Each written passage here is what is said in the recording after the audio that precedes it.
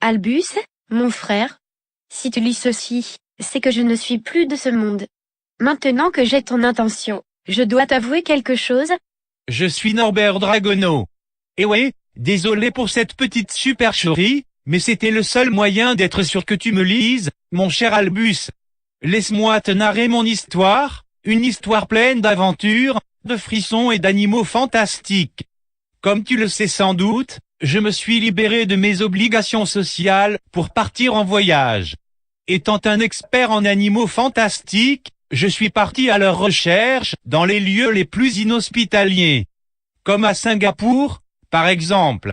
C'est là que m'est arrivée une péripétie assez inattendue.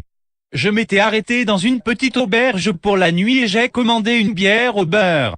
J'ai donc dit, « Bonjour, je voudrais une bière au beurre. » Et là, il m'a répondu en chinois, le con. « Avez-vous une bière au beurre ?» Lui ai-je répondu. Mais le con, n'en démordait pas, il ne voulait me parler que chinois. N'étant pas un expert en langue exotique, mais en animaux fantastiques, je dois bien dire que j'étais confus et que je ne comprenais rien. Alors j'ai décidé d'employer le langage universel.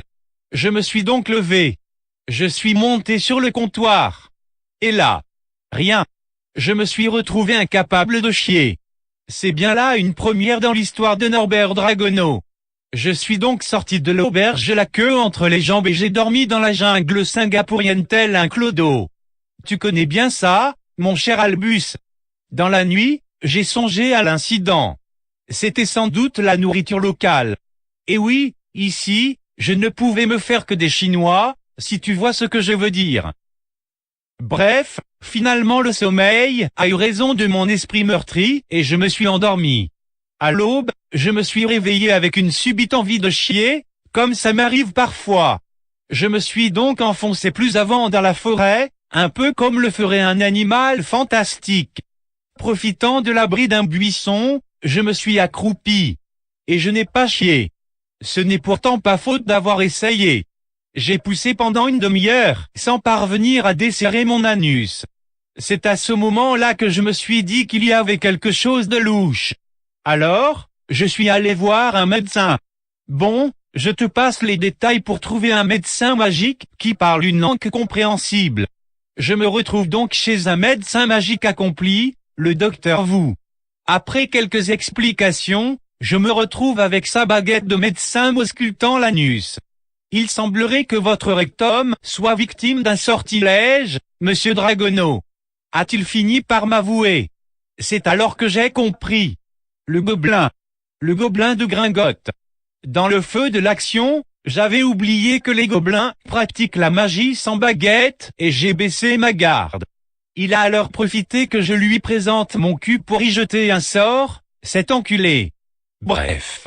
Après avoir essayé diverses incantations, pommades et des massages du rectum, le docteur Wu a fini par m'avouer qu'il ne pouvait pas m'aider. Je suis donc condamné à ne plus pouvoir faire caca? Ai-je demandé. Tant pis, j'apprendrai à vivre sans. Oui, mais vous êtes surtout condamné à mourir. Si vous ne chiez pas d'ici une semaine, vous mourrez, mon vieux.